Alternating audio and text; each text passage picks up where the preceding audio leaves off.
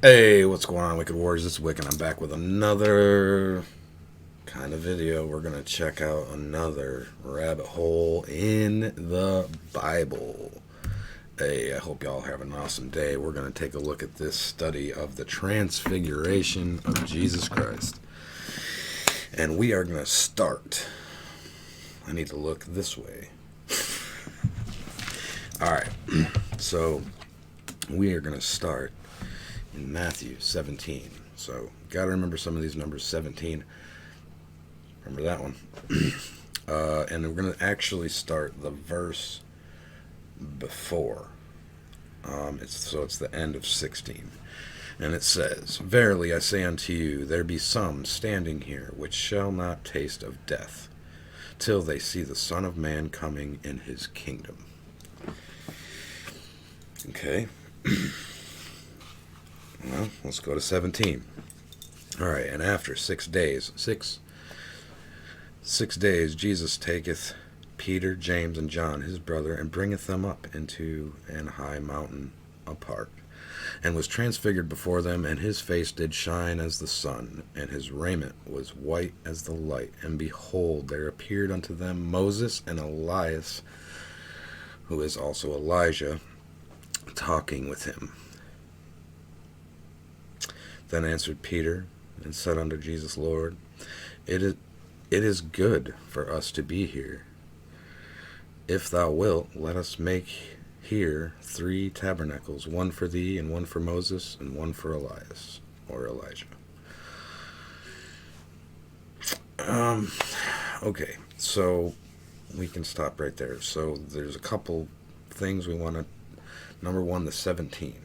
Okay, and then number 2, there's 3 people, and then there's 3 spirits, so that's also 6, and then there's 6 days. These numbers are significant.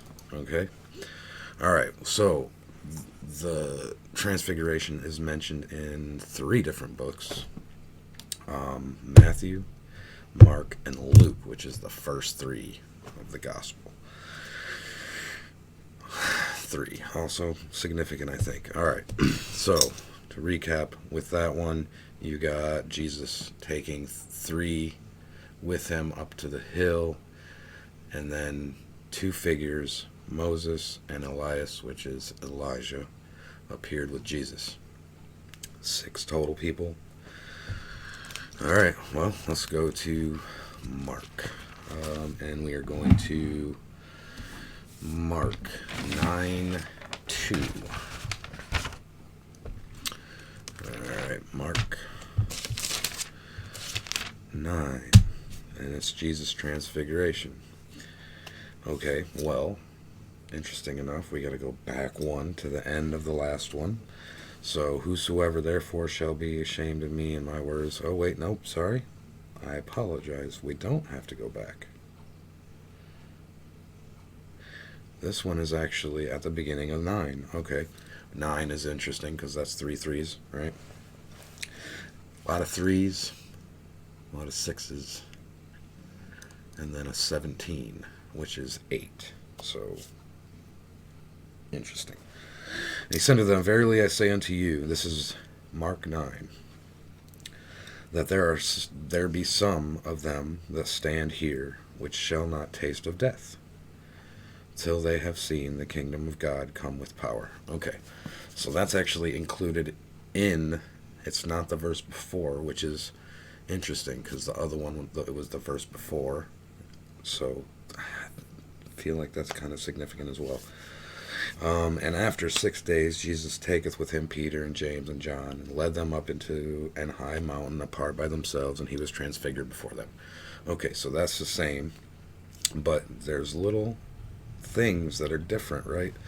Like the, mentioning that some that stand among you will not suffer death. Now, and then they see Moses and Elias or Elijah with Jesus. Okay. So, let's go to the last one.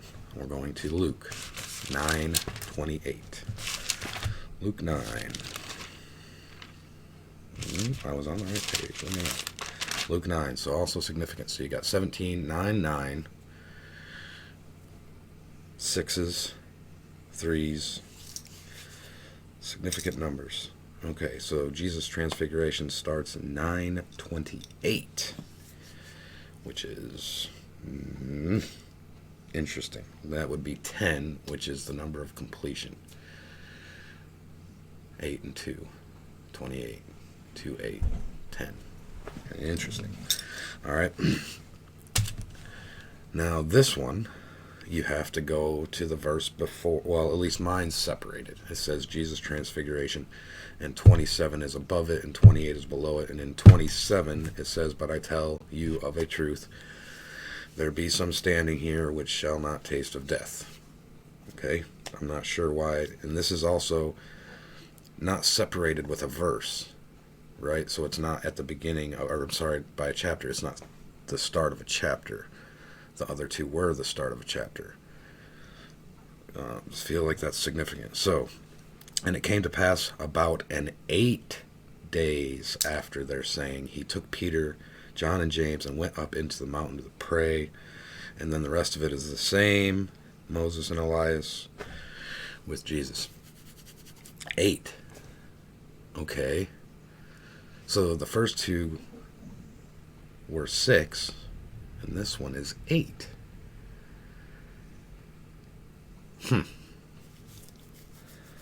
How can that be?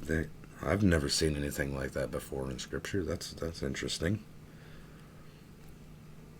6, 6, and 8. Okay, well that's telling me either there's a mistake, which we looked on different translations, and they're all the same. So no, it's not a mistake. It was put there deliberately. So something's not right here. And I feel like it's also interesting that this one is not the start of a chapter. So weird, right? And then also the 28, which is 10, would be, the completion. Something's going on here. Don't you think? I think so. So let's take a deeper look at it. Okay. So you got Moses, Elijah, and Jesus. Well, it says, "But I tell you of a truth, there be some standing here, some, which shall not taste of death." Okay. So, some that will not taste death. Well, Elijah didn't die. Jesus gave himself up on the cross, so he died. Moses. Did Moses die? Well, he's the one that stands out as the oddball to me. Now, there is another one that did not die, and that's Enoch in the Bible, right? Enoch didn't die either. He was taken. So, let's go to Deuteronomy 34. So, we were just at the beginning of the gospel. Now we're going all the way back to the beginning. Deuteronomy. Going back to the Torah. The end of the Torah. Deuteronomy 34, 32. All right. Let's see what this says about Moses. "And Moses went up from the plains of Moab unto the mountain of Nebo, to the top of Pisgah, that is over against Jericho, and the Lord showed him all the land of Gilead, unto Dan, and all Naphtali, and the land of Ephraim, and Manasseh, and all the land of Judah, unto the utmost sea, and the south, and the plain of the valley of Jericho, the city of palm trees, unto Zor. And the Lord said unto him, This is the land which I swear unto Abraham, unto Isaac, and unto Jacob, saying, I will give it unto thy seed. I have caused thee to see it with thine eyes, but thou shalt not go over thither." So after everything that Moses went through, the 10 Commandments, the Red Sea, the exodus out of Egypt, saving the Israelites more or less with God's help. He's not allowed in the promised land. Well, that's kind of crazy, right? Seems interesting. So Moses, the servant of the Lord, died there in the land of Moab, according to the word of the Lord, and he buried him. He buried him. He who? Who buried him? He buried him in the valley in the land of Moab, over against Beth Peor. But no man knoweth of his sepulchre unto this day. And Moses was 120 years old when he died. His eye was not dim, nor his natural force abated. That seems like an interesting statement there too. Now, if we go into the burial, if you are to look at 34, the verse talking about the burial is 34:6. 34:6. 66. 3 and 4 is 12. 12:6. That's 666. That's kind of weird, right? This is in the Bible. It's just what's being said. So I'm sitting here like, what is going on here? And then I looked up Beth Peor. Now, Beth Peor is a valley in it's a Baal, Baal valley, which also stands out, and it's kind of weird, right? So I don't usually do this, but I looked at the description down below to get a little bit of clarification, because I was kind of confused what's going on here. And this journey is crazy, right? So jump down here to this description, and it's 34:6. Moses' burial place is unknown today. That was even true unto this day. That is, at the time of the final composition of the book of Deuteronomy, Jude referred to the mystery surrounding Moses' burial place, alluding to the dispute of Michael, the archangel, with the devil about the matter. Huh? Okay. This is Jude 9. Well, that seems significant too, because that's 3, 3, 3. A lot of 6s, a lot of 3s, and some 8s. 17, right? Well, let's go to Jude. So now we're going from the front of the Bible to the back of the Bible. Very last book before Revelation. Jude 9. This is nuts, okay? What does it say here? Yet Michael, the archangel, when contending with the devil, he disputed about the body of Moses. Durst not bring against him a railing accusation, but said, the Lord rebuke thee. Okay, so let's go back to the Transfiguration. You got 3 people on top of the mountain. Moses, Elias, or Elijah, and Jesus. And now here in Jude, you got Moses mentioned at the end of the Bible. And then you got Enoch also, if you go down a few verses to Jude 14, which is 2 7s. Which is interesting, right? Numbers are important. And Enoch also the 7th, well, there's the third 7, from Adam, prophesied of these, saying, behold, the Lord cometh with 10,000 of his saints. Okay, so on the mountain, many will not suffer, or some of you will not suffer death. Enoch was missing on the mountain. And then Moses is in place of Enoch. In my opinion, that's just my opinion of that, is just feel that Moses is kind of out of place there. Well, here in the last book before Revelations, in Jude, you got one missing now, and that's Elijah. Elijah's not mentioned in Jude. Moses is, and Enoch is. Okay, well, I guess we got to go to where Elijah is, right? So we're going to go to 1 Kings. 1 Kings first. We'll go to 1 Kings where Elijah shows up. 1 Kings, where are you at in Job? Chronicles. Alright, there's 2 Kings. Come on, where's 1 Kings? Where does Elijah show up? That's 1 Kings 17. Huh. So we started on 17 in Matthew 17. And then Elijah starts on 17. And we're looking for something here. Something's off. Well, that verifies to me if it's 17 and 17, Matthew's given us 17 and 17, then it's not Elijah that we're looking for. So what are we looking for here? It's a weird journey, right? Like I'm confused because the 3 verses, one of them states 8 days, and then so if you don't change that last one to 8 days, it would have been 666, right? And then we've seen that number again in Moses in Deuteronomy 666. And we're seeing the 17. So I feel that it's not Elijah. Well, what are we looking for here? Well, if you go further into Elijah and you start reading more about Elijah, keep reading about Elijah, and you end up in 2 Kings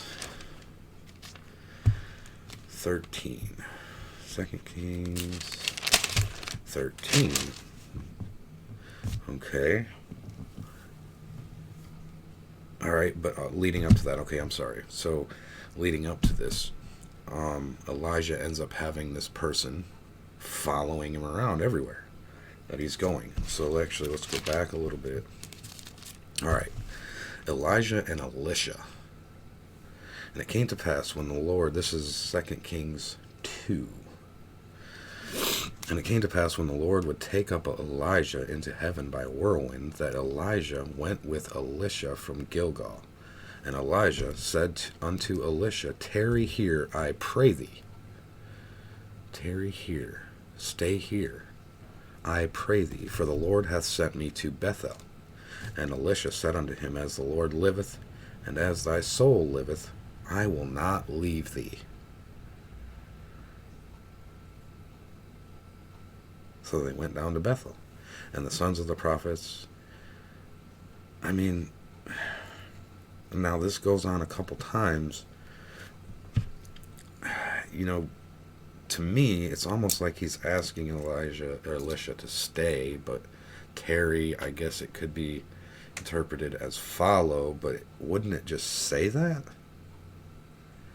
I don't know. It's weird. This is a weird situation, right?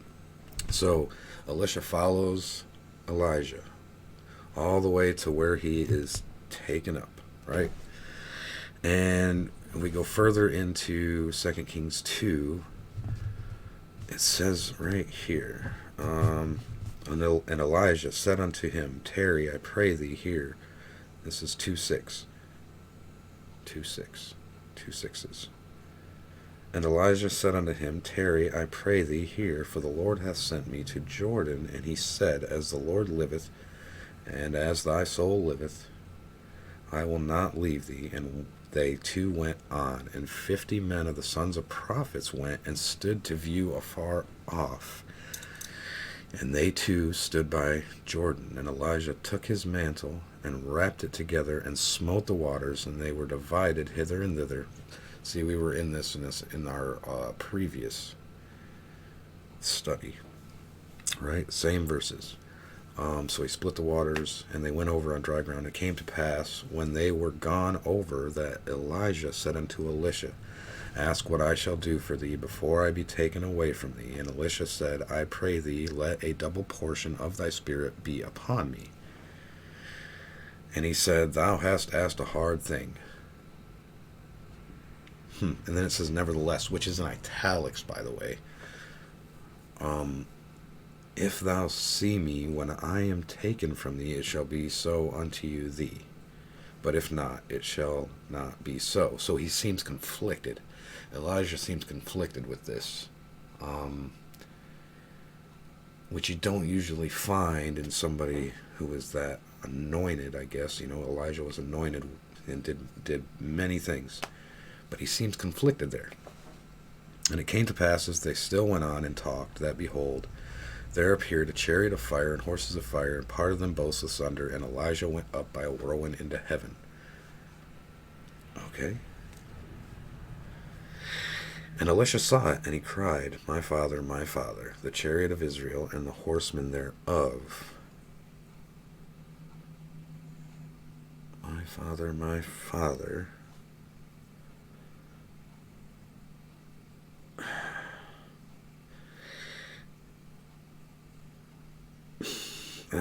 And he saw him no more, and he took hold of his clothes,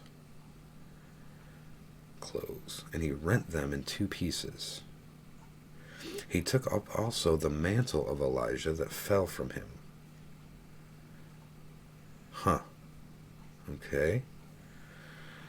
And went back and stood by the bank of Jordan. And he took the mantle of Elijah that fell from him and smote the waters and said, where is the Lord God of Elijah?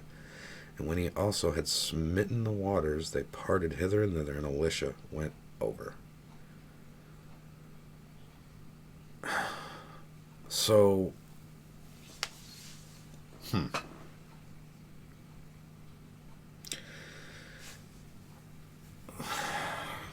this seems interesting, and it's a weird story, right? And it's almost like Elisha was not anointed, because, as I said, Elijah was conflicted with it, but he took the garment. And if you think about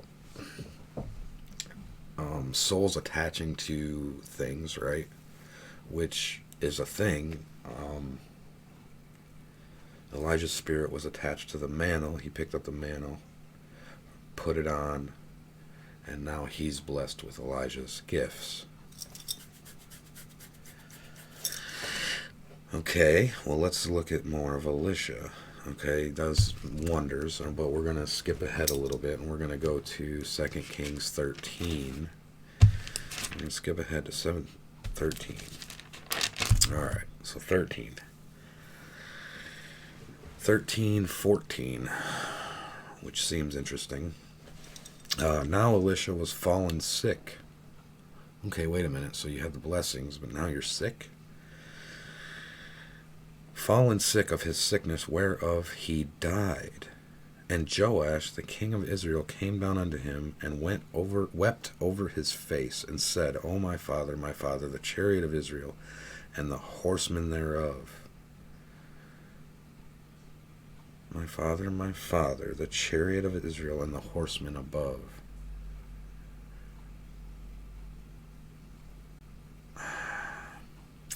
And Elisha said unto him, take bow and arrows. And he took unto him a bow and arrows. Now this is interesting, because in the Enoch and Elijah study, David was speaking about bows from the book of Jasher. So this is all kind of connected. This is kind of nuts, huh? All right. And he said to the king of Israel, put thine hand upon the bow. And he put his hand upon it. And Elisha put his hands upon the king's hands. And he said, open the window eastward. And he opened it. Then Elisha said, shoot. And he shot. And he said, the arrow of the Lord's deliverance, and the arrow of deliverance from Syria. For thou shalt smite the Syrians in Aphek, till thou have consumed them. And he said, take the arrows. And he took them. And he said unto the king of Israel, smite upon the ground. And he smote thrice, and stayed. And the man of God was wroth with him. Why? And said, thou shouldest have smitten 5 or 6 times. So you should have smitten 5 or 6 times. Then hadst thou smitten Syria, till thou hadst consumed it. Whereas now thou shalt smite Syria but thrice. And Elisha died, and they buried him.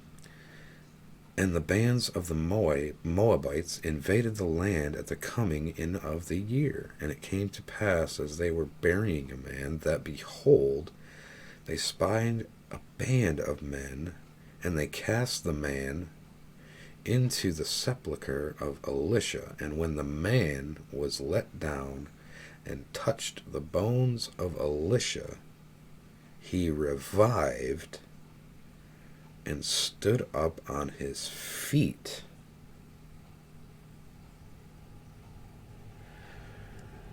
Huh?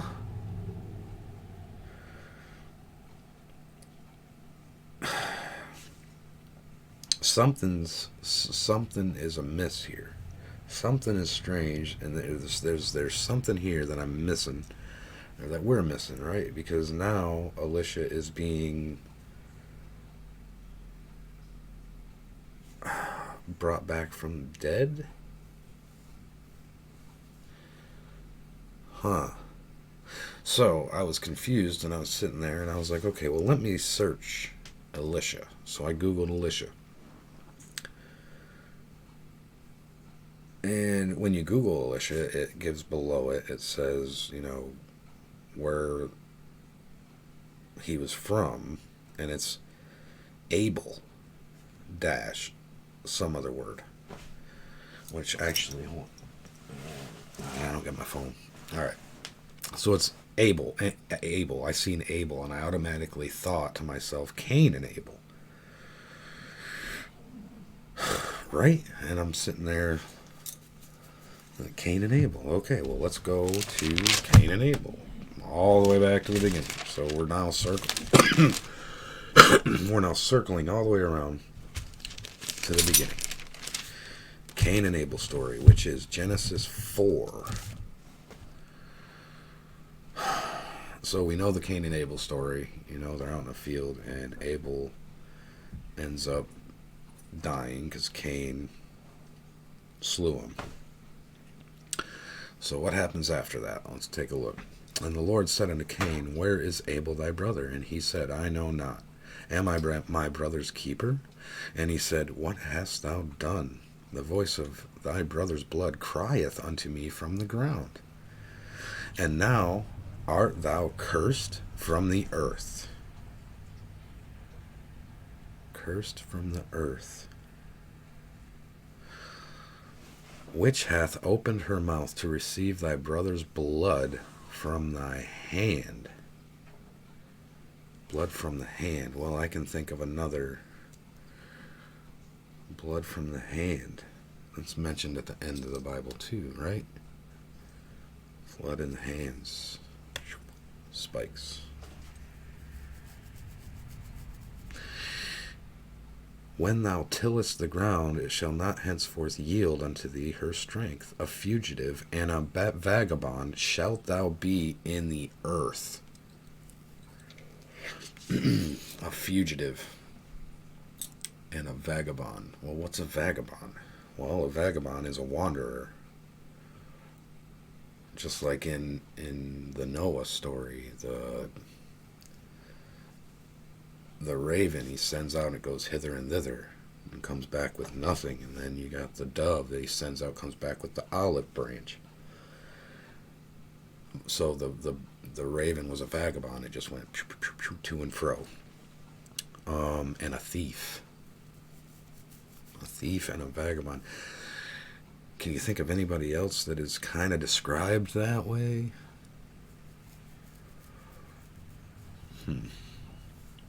Now, there was a bunch of 666s through this whole mess that we've been talking about. So we keep moving forward.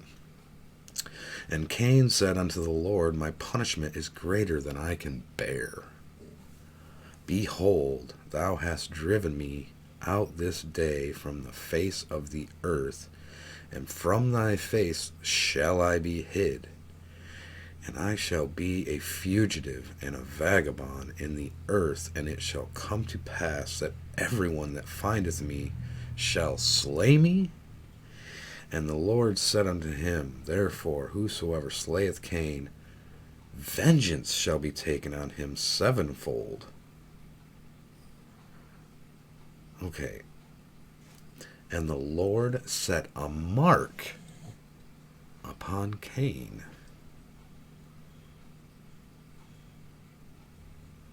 Huh.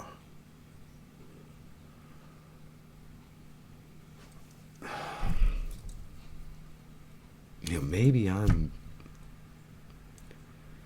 Where else does it talk about a mark?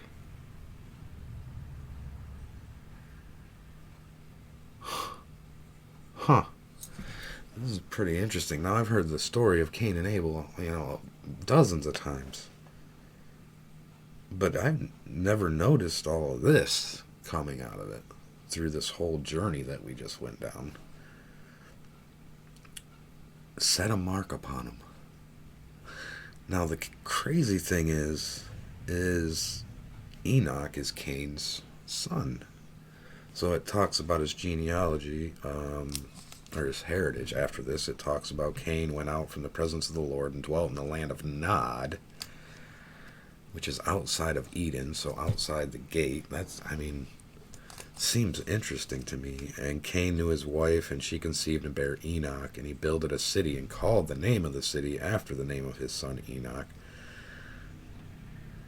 And then it talks about lineage from Enoch, but let's go over one more to Adam's descendants, which is Genesis 5. And you look at the descendants, and it talks about all of Adam's descendants. All right, well, so you got Adam's descendants who died. Adam died, Seth, and Seth died, and Enos died, and Canaan died. And then you got all of these, Enoch, because God took him, he didn't die. But I'm not seeing anywhere where Cain died.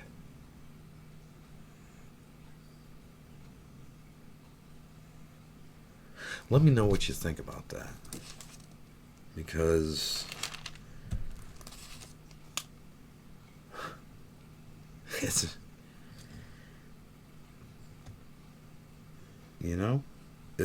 it's interesting. An interesting study. And let me know your thoughts. May God bless you. Wick is out.